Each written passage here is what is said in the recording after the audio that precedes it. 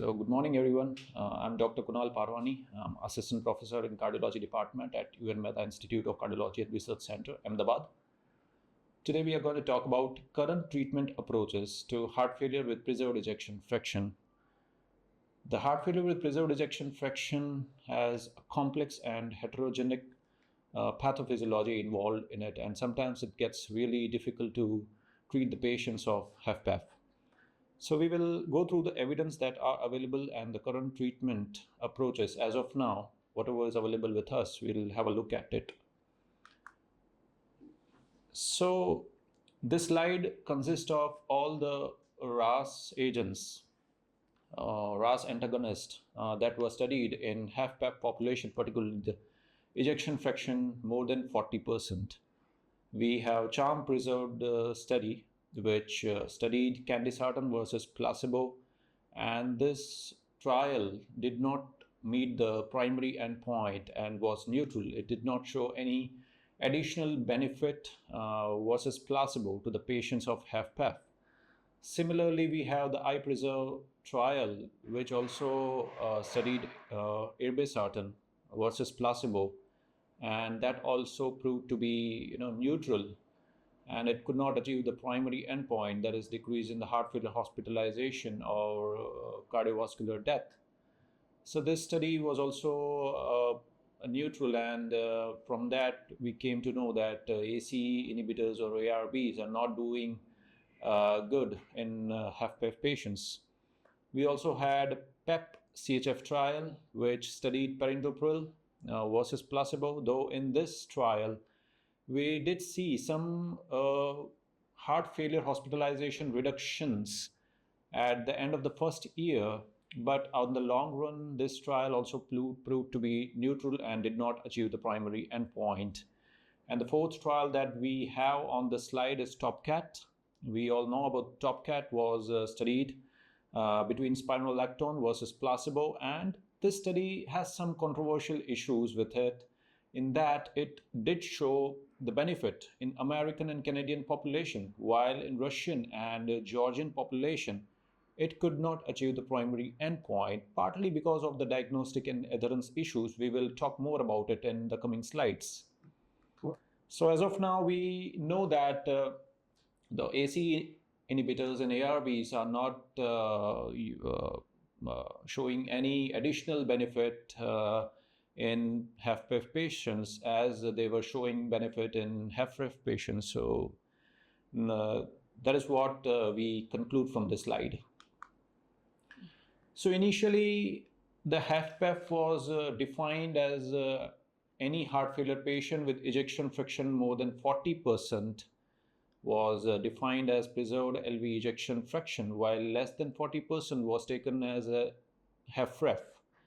But now we know that there is also something called heart failure with mildly reduced ejection fraction. That is the ejection fraction between 41 to 49%, and this population needs to be treated in somewhat different manner than we treat the actual HFpEF patients.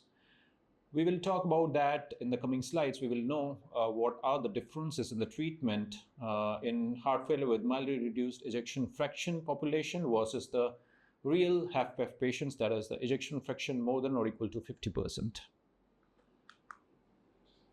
So the first trial that we are going to talk about is TOPCAT trial. This trial studied spironolactone versus placebo in a wide range of population across many countries, and it did achieve the primary endpoint in the Western population, that is the US and Canadian and Brazilian population, where it did show significant reduction in the heart failure hospitalization and the CV death. But it was not the case with the Russian and Georgian population. Now there are some controversial issues associated with it, that the population that was taken, that was diagnosed as HFpEF in Russian and Georgian population, was not actually the HFpEF. And moreover, there also were adherence issues in that the spironolactone levels that was seen in Russian and Georgian population were not up to the mark. So there are also adherence issues related with that. and the molecule did not achieve the primary endpoint in Russian and Georgian population particularly. So that was a real setback for this trial, and it could not gain its position as a class 1 recommendation in the treatment of HFpEF because of this issue. But nonetheless, we know that it did give some insights in treatment of HFpEF patients, particularly the Western population, the US and the Canadian population that did benefit from spironolactone. So spironolactone is, not at the front line, but still can be considered in this substrate of population. Then we talk about the ARNI in heart failure with mildly reduced or preserved ejection fraction. The trial I'm talking about is Paragon heart failure trial. Now this trial studied ARNI versus ARB, that is valsartan, alone in the patients with HFpEF, that is ejection fraction more than 40%. And this trial did show the reduction in the heart failure hospitalization as well as CV death, but it narrowly missed the statistical significance. But when you when you do the subgroup, when they did the subgroup analysis of this trial, they saw that the heart failure hospitalizations were significantly reduced, particularly in the population where the ejection fraction was less than 50%. So, and also in the population where it was given in the female subgroup, there it showed some benefit, the significant benefit in the heart failure hospitalization. So this trial could not achieve the clear victory in achieving its primary endpoint, but it did give some valuable insights in that this molecule can be considered in patients where the ejection fraction is somewhere between 40 to 55%, that is the heart failure with mildly reduced ejection fraction population, and particularly the female sex. So that was the conclusion of this trial. And the next trial that I'm going to talk about is Paraglide HF trial. In this trial, the ARNI was compared versus ARB alone, valsartan, and this study was conducted in acute decompensation of the heart failure, the patient that had recent worsening of the heart failure, and the treatment was started in hospital or less than 7 days post discharge from the hospitalization. And this study did show significant reduction in the NT-proBNP level that were taken at 4 weeks and 8 weeks from the baseline, and it did achieve the primary endpoint, but with very narrow statistical significance.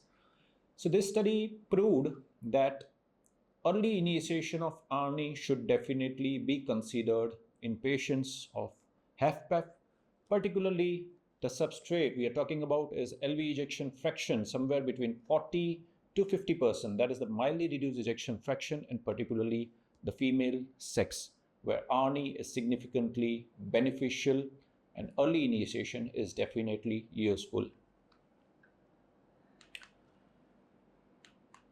Then we have SGLT2 inhibitor, and the main trial that were associated with SGLT2 inhibitor that proved its role in HFpEF patients were DELIVER trial and Emperor preserved meta-analysis. We are talking about meta-analysis of both the trial. DELIVER trial studied dapagliflozin versus placebo. Emperor preserved trial studied empagliflozin versus placebo. And we have a meta-analysis of both the trial here. We see that there is a statistical significant reduction, 20%, almost 20% relative risk reduction of primary endpoint, which was consistent in both the components, So CV death was also reduced and heart failure hospitalization was also reduced, unlike other trials where the statistical significance was achieved in heart failure hospitalization only, but they did not show much of a benefit while in CV death. But here we can see that this molecule is working on both the endpoints, that is the heart failure hospitalization as well as the CV death. This was a landmark trial which brought SGLT2 inhibitor on the front line. In this slide, we can see the effect of SGLT2 inhibitor across the spectrum, across the whole spectrum of the LV ejection fraction. May it be 50%, 55%, 40%, doesn't matter. It has proved its role in across the whole spectrum of the ejection fraction, proving that this is the molecule that is really beneficial in HFpEF patients, despite of any ejection fraction, despite of any age, sex, diabetic, non-diabetic, it doesn't matter. So this slide stresses upon the fact that the SGLT2 inhibitor achieves the primary endpoint, that is the reduction in the heart failure hospitalization and CV death, not only in the patients of HFpEF, but also in the HFpEF with improved ejection fraction, that is somewhere between 40 to 50%. And here also it is meeting the primary endpoint. So what do we have as of now for the management of heart failure with ejection fraction of 40 to 50%? How do we manage this subgroup, heart failure with mildly reduced ejection fraction that we talk about? And what do we have? We have diuretics for fluid retention, class 1 indication, acute decompensation of the heart failure, diuretic class 1. We have SGLT2 inhibitor. As we saw in the previous slides, we have clear evidences that this is the molecule that is number one molecule in treatment of this substrate. And we have ACE inhibitors, ARNI and ARB. Particularly the ARNI is really beneficial in this substrate, heart failure of mildly reduced ejection fraction, that we saw previously in the previous slides. MRA, yes, can be considered, particularly seeing the results of the American and Canadian population in TopCat, can be considered, no issues with it. And beta blocker again can be considered as a class 2B recommendations for heart failure with mildly reduced ejection fraction. So the class 1 recommendation stands as diuretic for fluid retention and SGLT2 inhibitor. Rest all the molecules can be considered. So what do we have for the management of heart failure with preserved ejection fraction? That is the ejection fraction more than or equal to 50%. Yes, the number one is exercise. Lifestyle management is the number one thing that needs to be done in all the patients. We will see in the coming slides how it proved to be beneficial in HFpEF patients. Then we have SGLT2 inhibitor, as we saw in DELIVER and EMPEROR preserved trials. It is a molecule that does good across the spectrum of the ejection fraction. ARNI can be considered in selected patients, particularly the female subgroup of the HFpEF population. MRAs plus minus, from the TopCat study, yes, can be considered considering the Western data. And diuretic as needed. If patient lands up in acute decompensation of the heart failure, diuretic needs to be considered in HFpEF.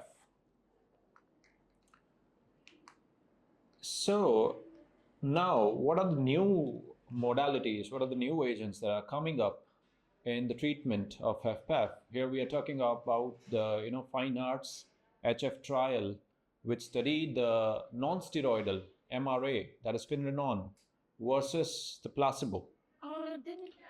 Now this study, it did meet the primary endpoint successfully, and it did brought about meaningful reduction in the worsening heart failure. This was a very large study. It was conducted across 6,000 patients from NYHA class 2 to 4, ejection fraction more than 40%.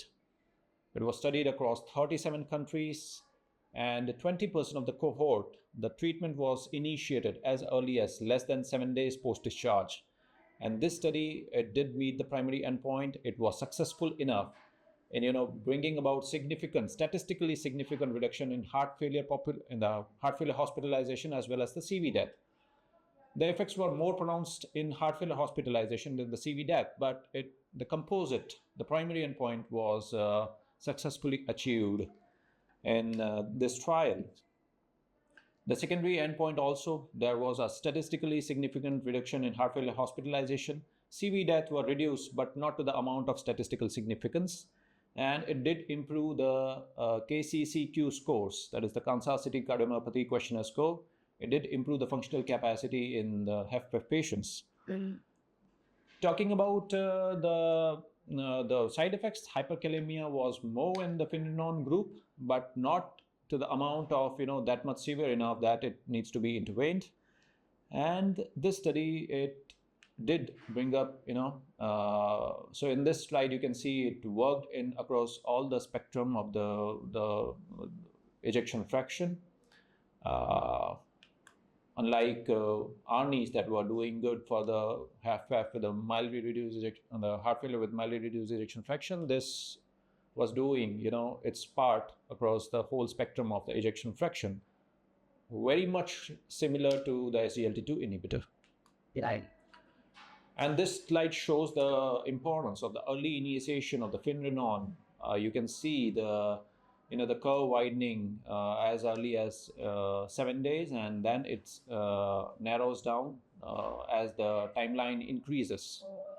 So this shows that there is significant reduction in the heart failure hospitalization, significant benefit in early initiation.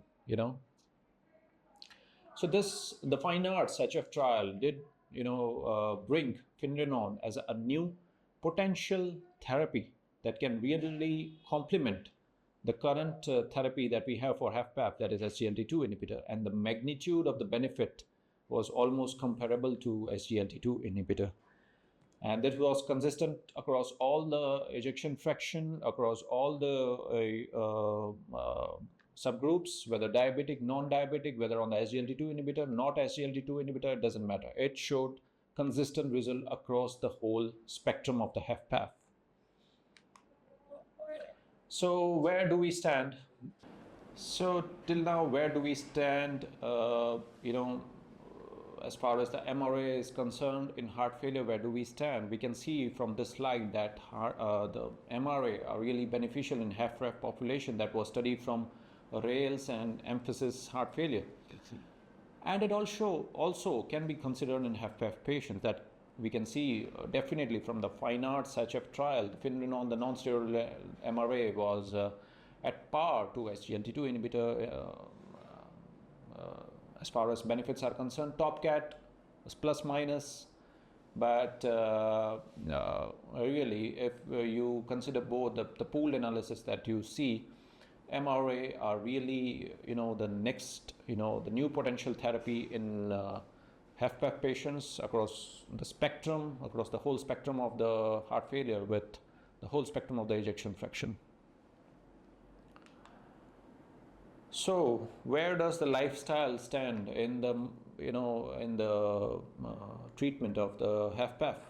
We can clearly see that the aerobic exercise training alone and calorie restriction alone versus both combined have significant benefit as far as the peak VO2 changes are concerned, and also it is improving the KCCQ overall scores in the HFpEF population. So exercise is the number one, lifestyle modification is the number one treatment, is the number one management that you can do in HFpEF patients that can be seen from this study. So now we talk about the new molecule, the semaglutide, the GLP-1 receptor agonist for HFpEF with obesity. Where do we stand? Now this was a trial called STEP HFpEF trial. This trial was done to see the effect of molecule semaglutide versus placebo in HFpEF population, particularly with obesity, that is the BMI more than or equal to 30.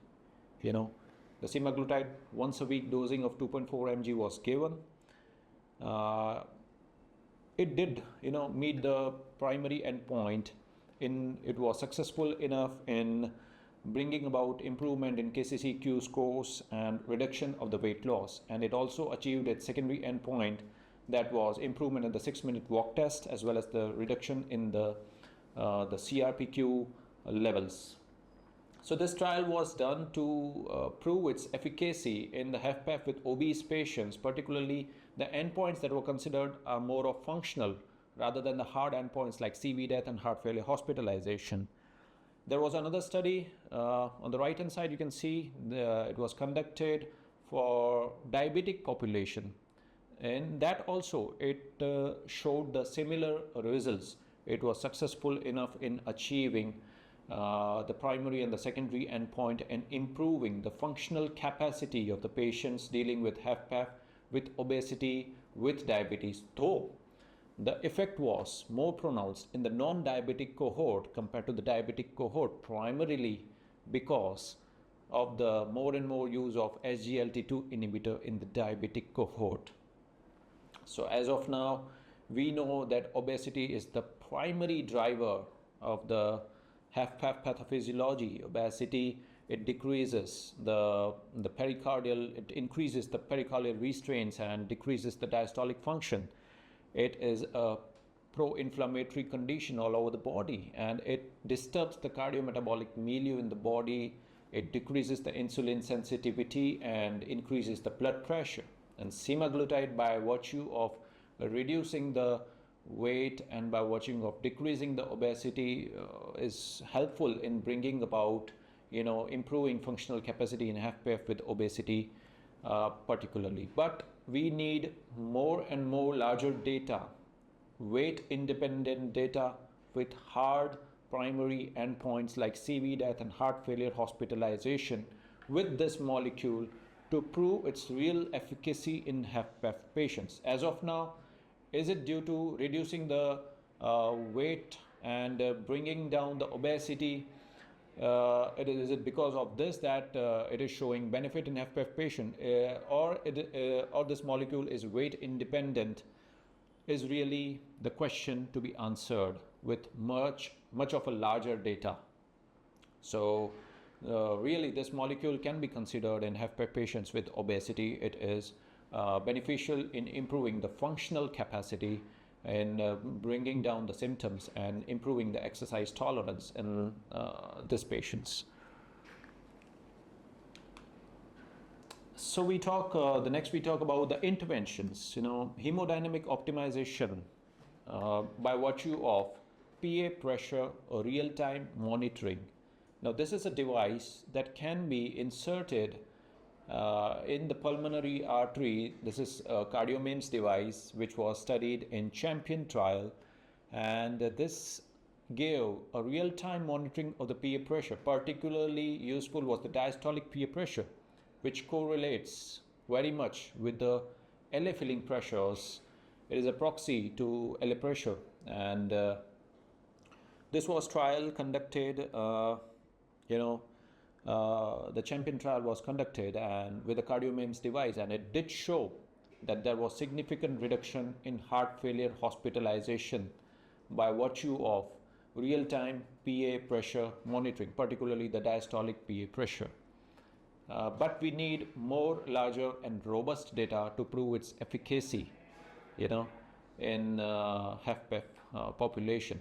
But it is giving, this trial gives insights that this is something of a value, particularly in high-risk population of HFpEF who are having a baseline higher filling pressures. There we can use this device. Lastly, we talk about the interatrial shunts for HFpEF. Where do they stand? This trial was conducted, reduced lap HF2 trial shunt. They created a real shunt between the LA and the RA and versus the sham procedure. You can see that there was some benefit initially in bringing down the heart failure hospitalization, but on the long run they could not achieve the primary endpoint, and there was no reduction in the heart failure hospitalization or CV death. On the contrary, the Relieve HF trial showed that it might be more harmful. There were more deaths, there were more mortality in the device group compared to the sham procedure. So this interatrial shunts are of no benefit as of now. They are creating more harm than benefit. This was what was concluded from these trials. So summarizing today's the whole topic is that the treatment of heart failure with mildly reduced ejection fraction should be similar to treatment of HFrEF. In that you can consider ARNI, ACE inhibitors, ARBs, just like the way you consider it in HFrEF population. You can also consider positively in heart failure with mildly reduced ejection fraction. The treatment of HFpEF, that is the ejection fraction more than or equal to 50%, should begin with an SGLT2 inhibitor, DAPA, EMPA, choice is up to you, with additional consideration of ARNI in some population, MRA in selected patients, particularly the non-steroidal MRA is helpful. Exercise and weight reductions are definitely beneficial in HFpEF, and GLP-1 receptor agonist semaglutide may improve functional capacity and the overall quality of life in HFpEF in obese patients particularly.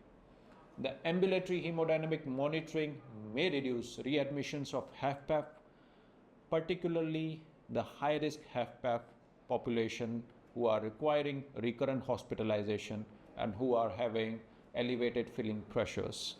The role of interatrial shunts remain still unclear. So this was all about the current treatment updates that are available with us in regards to HFpEF substrate. And that was all I wanted to deliver. Thank you.